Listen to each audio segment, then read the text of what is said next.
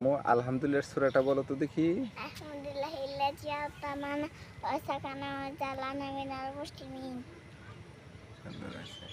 এটা কি কিসের দোয়া বললা এটা? এটা হলো শেষের খাবার। খাবারের শেষে।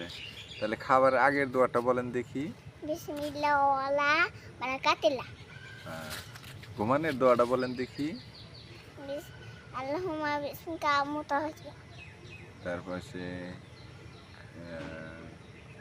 একটা সূরা বলেন দেখি। একটা সূরা বলেন দেখি।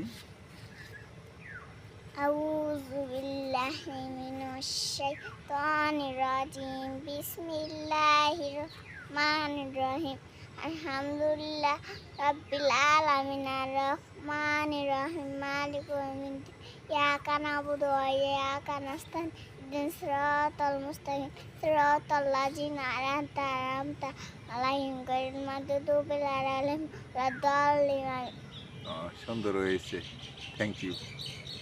তুমি কি পারো?